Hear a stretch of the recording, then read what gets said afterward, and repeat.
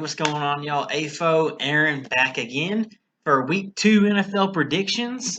Week 1 was pretty good. I went 12-4 with there's a few little, I guess you could call them upsets. I know the Raiders game threw me off a little bit because I thought the Panthers would do a little something different. The Eagles in Washington, the Eagles, their O-line was garbage. They let up like 8 sacks. What else? The Colts and Jaguars game. Yeah, that game too. There's 3 games threw me off, and I think I got the 49ers and Cardinals wrong. So for the first week, that's not too bad, with no preseason and all that. But enough gloating about my record. We got to go on the week 2 picks, and first game up this Thursday night, the Bengals and Browns. The Bengals, Joe Burrow. I felt really sorry for him. He was doing everything he could. He literally drove him all the way down the field like he's a veteran QB. Threw a touchdown. AJ Green pushed off, and then Randy Bullock shanked it was like a 30-something yard field goal. Either way, he should have made that. Not as bad as Gostkowski for my team, the Titans, but that's a different thing. So the Browns, they got walloped by the Ravens, 38-6 week 1, and the Bengals, like I said, barely lost to the Chargers, which they're a pretty formidable team. This one's definitely a tough one to call. I can see the Bengals winning this one because Joe Burrow. I like the dude. He's got that aura about him. He did pretty good in his week 1 matchup. He had no preseason or anything. I thought he did pretty well. I have the Browns winning this one, and I'm just going to go based off the talent they should have, but I can easily see the Bengals winning this one. Now, the matchup predictor says that the Browns will win, 62, 37% out of the 100% thing, whatever it is. Don't ever pay attention to that, but if I had to choose with the Bengals being a younger team and the Browns having that overall talent, Nick Chubb, Kareem Hunt in the backfield, Baker Mayfield, hopefully he can improve on his 1 touchdown, 1 interception performance, albeit that was against the Ravens. But I don't know. I feel like this will be a close one. It wouldn't surprise me if the Bengals won, but I will have to go with the Browns. Next game is my Jaguars and Titans. I won't do a huge preview on this. Jaguars certainly surprised. Gardner Minshew missed only 1 pass, and that was a drop. So he was essentially perfect week 1 against the Colts. And, that propelled them to a win in week 1. Surprised the whole league, and everybody thought they was tanking. And the Titans, obviously, everyone knows this. Gostkowski missed, 3 field goals and an extra point? So basically four field goals, you could say. And it was ridiculous. And we escaped with a win in that game. Thank God Taylor Lewan wasn't seriously hurt. Rashawn Evans can't punch a dude like that, but it might be coming off as biased, but this could be a trap game. Could be a trap game. The Titans cannot overlook the Jaguars. The Jaguars might be able to steal one from us, but I think the Titans got this game not pretty easily. I shouldn't say that, but I think the Titans got this one. Last year they got rid of Calais Campbell, Yannick Ngakoue, AJ Boye, Jalen Ramsey, Leonard Fournette. I mean, we walloped them last year. In the second game, at least. The first game, that was a disaster. But the second game, at least, we walloped them. And that was when we were on a roll with Tannehill and all that. So I've got to go with the Titans in this one. It's our home opener, albeit with no fans. Got the Titans in this one. Giants and Bears. So I thought the Giants actually played very well, considering the circumstances. Daniel Jones did okay. Saquon Barkley could never get on a roll. I don't know why they didn't utilize him more, but I think Ben Roethlisberger had more rushing yards than he did, or something like that. Let's see how many.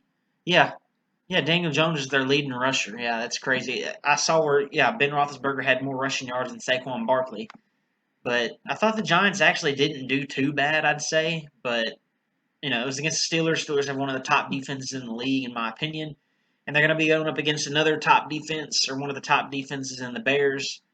And I can't see the Giants getting away with this one. So I'm going to have to go with the Bears. Trubisky I wouldn't say he's proven a lot of doubters wrong, but he did lead a comeback against the Lions. That was my upset pick for the week last week. He showed it. He led them to a comeback, threw it to Anthony Miller for a touchdown. Now, DeAndre Swift obviously dropped the ball, game-winning touchdown with I think it was 10 seconds left or something like that. But, they escaped with a win there. And I can see the Bears. They're going to start off 2-0. That's just my opinion on that. And the Giants, Daniel Jones, I feel like he's got a lot of potential. Um, he's just got to get more consistent with it, and they got to get more consistent getting the ball to Saquon as much as they can. So I got the Bears in this one. Falcons, Cowboys. Both teams played pretty well. The Cowboys arguably kind of got, I wouldn't say cheated, but at the end, the phantom, pass interference on Michael Gallup when he was on Jalen Ramsey. And the Falcons, they just went up against a red-hot Seahawks team. Russell Wilson was 31-35, threw for like 350 yards, I think it was, and 4 touchdowns. So Falcons still got to work on their defense, and their offense is always churning, and Gurley didn't do too bad first game back, and Matt Ryan 450 yards, 2 touchdowns, and Julio's obviously he did pretty well too. I think in this one I'm going to have the Cowboys. I'm going to pick the Cowboys in this one. Zeke did pretty well last week against a pretty stout D line and defense in the Rams, and the Cowboys were holding their own against the Rams offense. Now, is that to say, can they stop the Falcons offense? Because the Falcons is up there, if not better than the Rams, because the Rams don't have Cooks anymore or Gurley, and they're still rotating the running backs. But that's besides the point. And I think the Cowboys will get a few stops, and I just don't think the Falcons defense will be able to stop Zeke and Mari Cooper. Michael Gallup's one of the best number 2 receivers in the league, and I can just see the Cowboys winning by maybe it'll be a close game, I think, or maybe they'll pull away at the end. But I think Cowboys got this one. Lions, Packers. Packers went off against the Vikings. A lot of people I saw were picking the Vikings. The Packers showed them off, and Aaron Rodgers probably the best QB performance of the week, minus maybe Russell Wilson. 364 yards, 4 touchdowns. Alex Jones did pretty well. Devontae Adams, obviously, 156 yards, 2 TDs, best receiving performance in the week. And the Lions, like I said, they had a chance to win last week against the Bears and that stout defense. And they could get Kenny Golladay back. They certainly missed him last week. I'm pretty sure in the few plays a few minutes I watched, I should say, they were really missing him. Outside, they had T.J. Hawkinson, and Peterson did pretty well. Marvin Jones did pretty well. He trucked Jalen Johnson on the Bears. That was a pretty sweet play. I'll have to go with the Packers in this one, though. I think they're a little overloaded for the Lions. I don't think Jeffrey Okudah. Let's see if Jeffrey Okudah. Oh, he's questionable for this game. I didn't see that. I knew he was injured, but I don't know if he even played last week, to be honest with you. But either way, could he be able to stop Devontae Adams? And, Aaron Rodgers has got Jamal Williams. He's got Aaron Jones coming out of the backfield. He's got Alan Lazard. Alan Lazard's a pretty decent player, and Valdez-Scantling's a great vertical threat.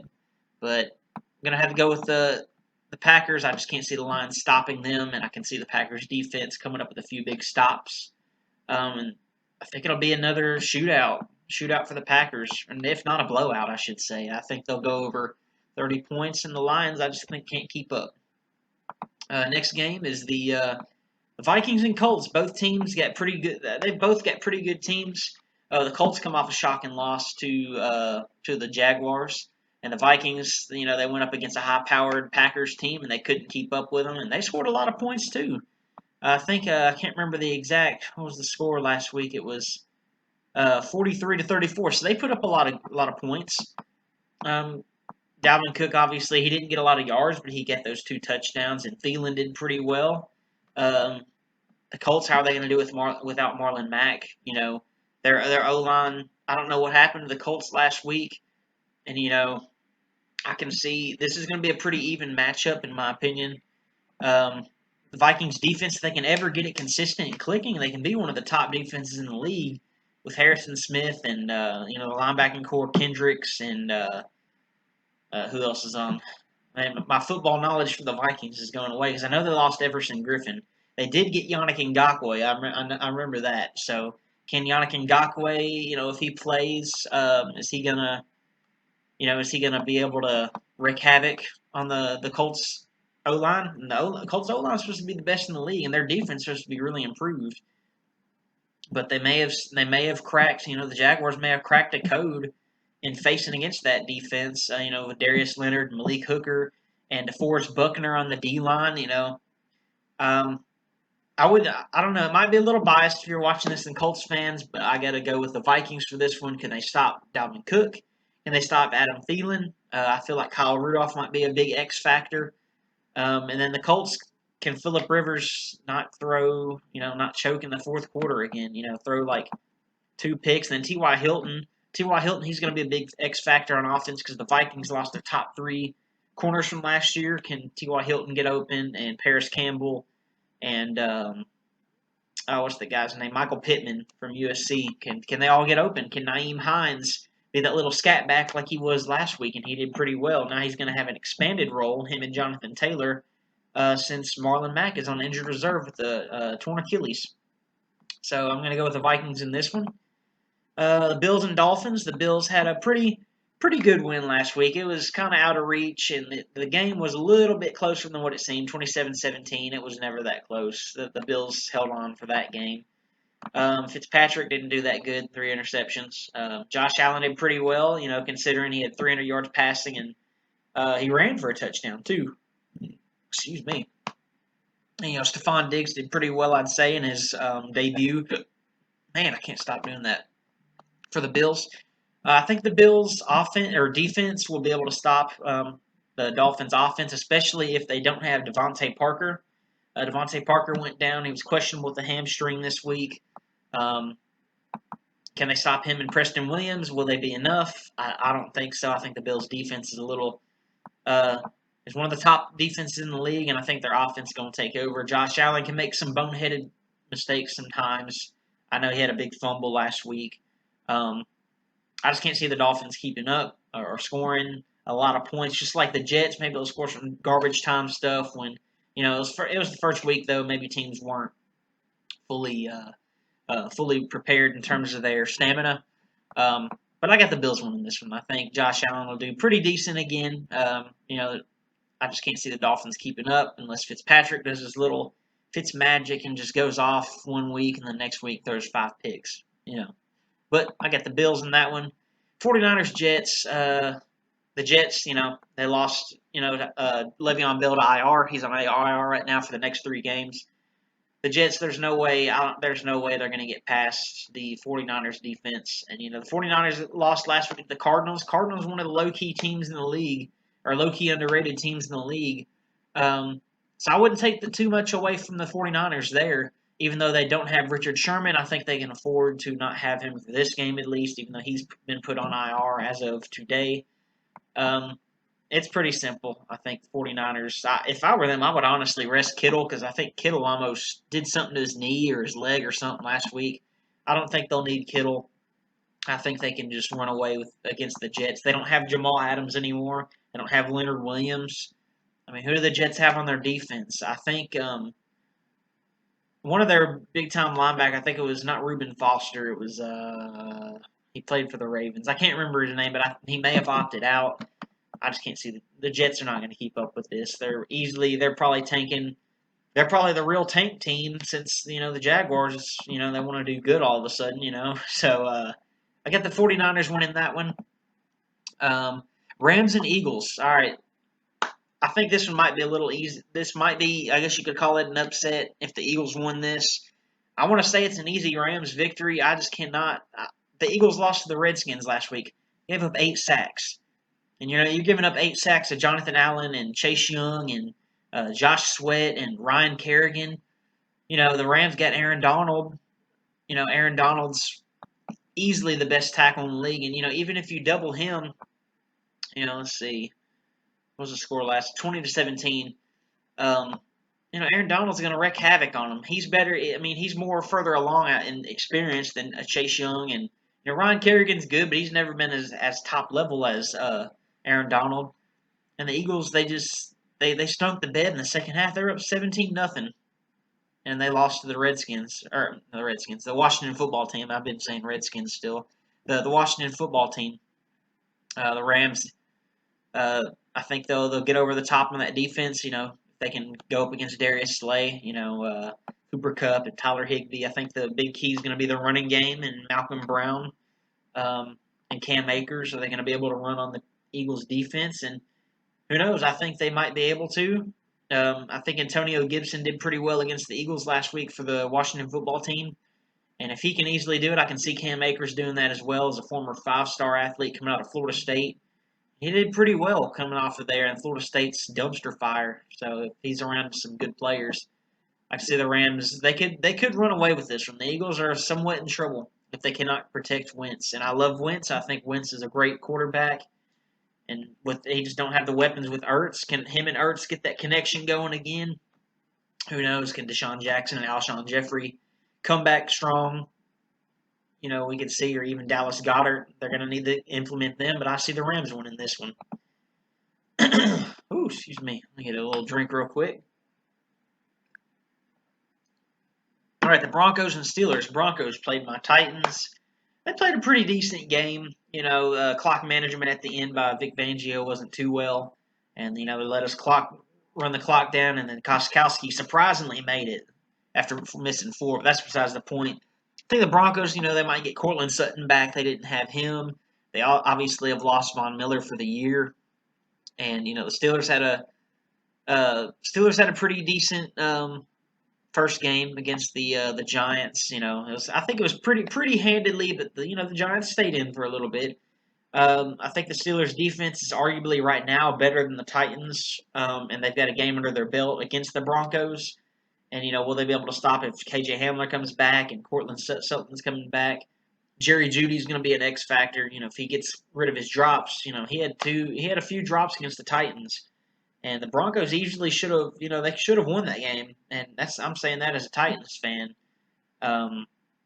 Their defense did let the Titans run down the field, but Gostkowski missed 3 freaking kicks. So we were getting a lot of time on them, and they were getting tired and everything like that. Can the Steelers redo that? Can they do that even without a possible, if James Conner don't play, can Benny Snell pick up the load? I can certainly see that happening. I can't see that Drew Lock passing all over the field, against that defense and Minkah Fitzpatrick and Devin Bush and Cam Hayward and T.J. Watt. I think they'll get a little bit more pressure than the Titans did on them. And the Steelers' offense will keep it going. I think Juju's gonna have a big game. So I'm gonna pick the Steelers in this one. Panthers and Buccaneers, both teams coming off a loss. Panthers had a surprising loss, in my opinion. Christian McCaffrey obviously had one of his good games. He's always going to get some touches. Great fantasy player and great player in general. He's on my fantasy team, so he did good for me.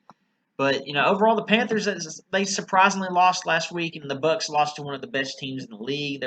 Both teams were a little sloppy. Them and the Saints. I can see the Bucs bouncing back this week after a week under their belt. Panthers defense they're not that great. They're pretty decent against the run, but will they be able to stop Mike Evans? Chris Godwin, they got to get that continuity going with Brady after one game, and I think they'll get better. And they'll get a little better. I mean, I still think they're a little overhyped. And I think maybe this week 1 game kind of dies down the expectations. And I can see the Buccaneers scoring a little bit more points, a lot more points on them. I think O.J. Howard and Gronk maybe gets another game under his belt for the first time in I think a year or two. I think it's basically 2 years or a year and a half at least. I think the Bucs are going to go off on offense, and their defense, they got a great run defense. They bottled up Kamara pretty well in the run game at least. So will they be able to do that to McCaffrey? I don't think they'll be able to do it as much to McCaffrey because he's a bigger threat than Kamara in the pass game and even the run game. In the pass game, Kamara did pretty well against that Bucs defense. So will the Panthers be able to keep up with them? Who knows? I think the Bucs got this. If this goes to a shootout, I've got the Bucs. You've got to take Brady over Bridgewater if it's a shootout. Who can you trust a bit more? I'm going to trust Brady if it goes to that. I just think the Bucs will be able to stop them on defense. And the Panthers' defense, I don't think they'll be able to stop them as much or as the Bucs will stop them. And, got the Bucs winning that one. Washington football team and the Cardinals, this is going to be one of the bigger games, one of the low-key games of the week, I think. I'm going to have the Cardinals winning this one. They did upset the 49ers last week. Kyler Murray did pretty well in terms of running and passing the ball.